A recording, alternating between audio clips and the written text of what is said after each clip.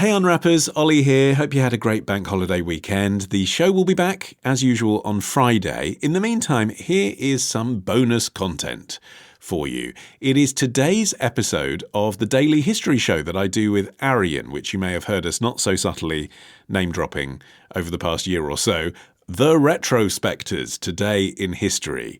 The show, as that name suggests, is an On This Day in History format. So each day we bring you a tightly wrought, entertaining, playful, factual discussion which relates to a curious moment from history which you may not have known about, or perhaps not known as much as you thought you did. So if you enjoy my shtick, if you like Arion, if you enjoy this sample you're about to hear, then please do follow the show. There are over 300 other episodes for you to check out. Recently we've done the history of the hamburger, the Nazi holiday camps that used to be in New York, and a nostalgic deep dive into the origins of Bernie Inn. Much to enjoy.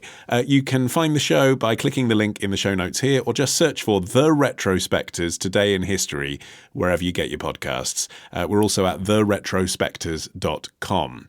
And the third member of the cast, by the way, you will also recognise if you are a long-term fan of this show. It is Week Unwrapped alumni Rebecca Messina. She lives. Together we are The Retrospectors, and here is today's episode in which you'll discover how our world leaders are connected. Literally. Enjoy, and I'll see you on Friday with a brand new episode of The Week Unwrapped. Take it away, voiceover man. It's August 30th, 1963, and another remarkable event is about to be uncovered by Arion, Rebecca, and Olly, the Retrospectors. When we think of the Moscow-Washington Hotline, most of us probably instinctively imagine a cartoonish, bright red telephone sitting on the desks of the US and Russian presidents that flashes when the two leaders want to natter about whether or not to have a nuclear war. But, in actual fact, when the system went into service on this day in 1963, it was a teletype machine that looked like a cross between an ancient typewriter and a pretty exceptionally beige record cabinet. And it wasn't exactly direct either for something that we imagine as an A to B connection between Moscow and Washington. It's actually a 10,000 mile long transatlantic cable that is routed from Washington to London. Then it goes to Copenhagen, then Stockholm, then Helsinki, before the final bit of cable that takes it through to Moscow. And it's not in the White House, and it's not in the Kremlin. It's in the Communist Party headquarters of Red Square. And in the American end, it's actually in the Pentagon. But there is a good reason that you might imagine it as being a red telephone. There is a red phone on public display at the Jimmy Carter Library and Museum in Atlanta, and that claims that it is the hotline, but it isn't a hotline because the hotline was never a red phone. It was probably a domestic hotline, such as, a line of communication between the White House and the Pentagon. So it probably was used as a hotline, but not that one. I mean, there's a really good reason why it wouldn't be a telephone. One is that obviously that would be very vulnerable to interception, but also it would rely on the president being at home. They'd have to be sitting at home beside the telephone because the president of Russia isn't going to leave you a voice machine message, are they? Although this business about being liable to interception, I mean, it appears to have worked over these decades. But I'm amazed by how many more people are necessitated by it being text-based and fax-based and tech-based. There are teams of 10 people just on the American side, including expert translators. I mean, that's got to be open to infiltration, hasn't it? Who see every message, supposedly for the president's eyes only, before it's delivered. Yeah. Here's how we want the message to read. Yes, I hear you. We'll enter precisely. Yeah, exactly.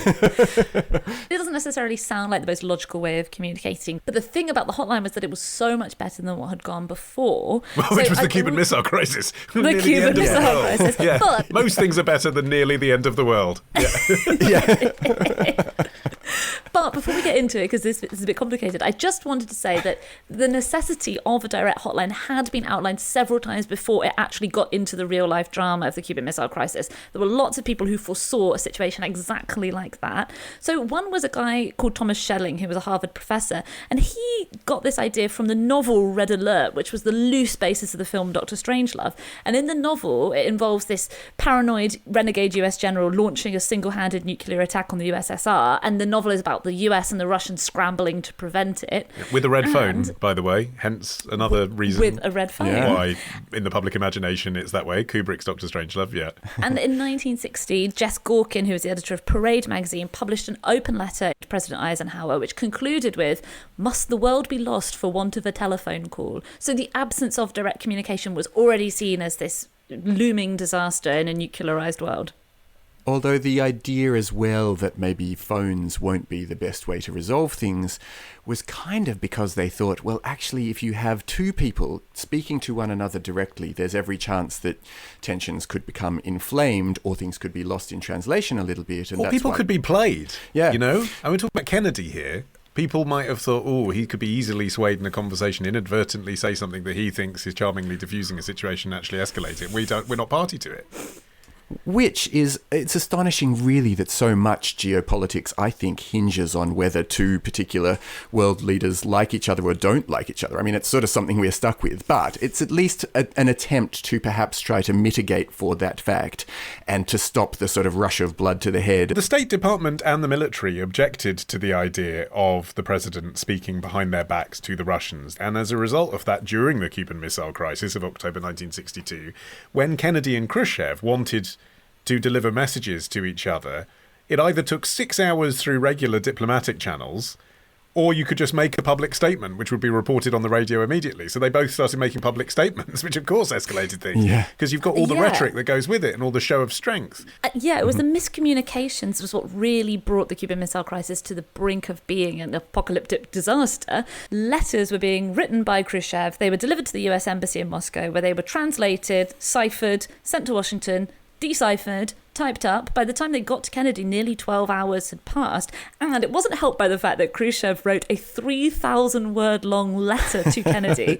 It was emotional, it was detailed, it described the horrors of nuclear conflict, and tucked away in there was a crucial offer, which was to withdraw missiles from Cuba, which is what the whole crisis was about, in exchange for US guarantees not to invade the island. That was all he asked for at this point. By the time Kennedy had actually received the translated version of this message, Khrushchev had already appeared on Radio Moscow, where he publicly demanded that the US would also have to remove their missiles from Turkey. So JFK chose to ignore this. He said, I'll stick with the message that I actually got, even though that's now outdated. And because he stuck to those terms and he didn't address the issue of the US missiles in Turkey, that's what brought the dangers up to the highest point of the conflict. And that was what was later agreed on to solve the conflict, was that the US secretly agreed that they would withdraw the missiles from Turkey. They just wouldn't acknowledge that they'd done it publicly. But, it was all about communication. It is astonishing that Khrushchev was sitting around thinking, why is it taking him so long to reply, when he had actually read? It's not like he fired off a text and then was sitting on looking at the read receipt and going, see, he's read it. Like, he knew that this was an incredibly long message that needed to be received, decoded, translated and interpreted. Before then, the US could even decide what they wanted their answer to be. But I suppose that speaks to the cultural differences between Soviet-era Russia and the United States in the 1960s, doesn't it? Like, they're very, very different cultures with different ways of doing things and different ways of speaking, politically and privately. And essentially, when the hotline system has worked at its best, it has been when it's just been a very simple message. Like, it's not the agreement, it's not the lease, is it? It's a clause on the lease. It's just a point. Like, for example, in the Arab-Israeli wars of 1967, 1973, Russia and America essentially both agreed to do nothing. That was the thing that they said. Let's stay out of this, was essentially the message. And everyone's like, yep, fine. It's when it gets complicated that there's a problem. You can see the two cultures in the first test messages that were sent using the hotline. The US one was, the quick brown fox jumps over the lazy dog's back. And the reason I know the phrase is the quick brown fox jumps over the lazy dog, I think they added the z back so they could test the apostrophe. That's what I thought as well. The Russians sent back a poetic description of a Moscow sunset. One of the things about that first message from the Americans that I found particularly interesting was that it was all written in capitals. And I was thinking, if you are trying to devise a system that is intended to bring the tone and the tenor down a bit, put it in lowercase. Man, put it in Comic Sans and have a smiley face at top and bottom of the message. You want to try and make this as friendly as possible. I mean, I imagine the people that over the decades then manned the hotline had quite a cordial relationship because it was tested every hour. So it got to the stage where, according to one New York Times report in the 1980s, the Americans would sometimes send Shakespeare and the Russians would send Chekhov back, stuff like that. I'm guessing it's even friendlier because the system obviously upgraded over the years and now is done via super secure email, essentially. The hotline consists of emails for official communications and a chat function, which is meant to be for the operators on either end to be able to communicate. But I bet there's all kinds of banter there. Bomb emoji, thumb up. But the initial technology that was used was teleprinters. It was basically a way to send instant telegraph messages, and one-time pads were used for encryption rather than coming up with these complicated ciphers. It's basically this form of basic but unbreakable encryption because you're using a one-time key. So if you've got the key, it's actually really simple.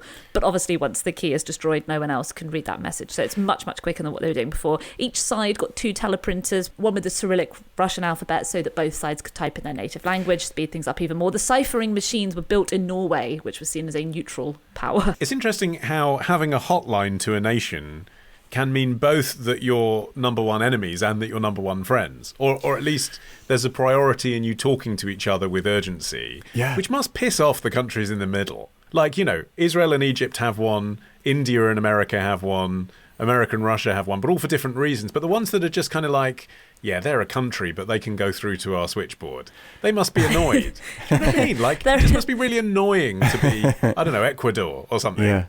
Well, that was one of the ways that the Republican Party even criticised the idea of this hotline when, in its 1964 national platform, it said basically that Kennedy's administration had, quote, sought accommodations with communism without adequate safeguards and compensating gains for freedom. It has alienated proven allies by opening a hotline first with a sworn enemy rather than with a proven friend.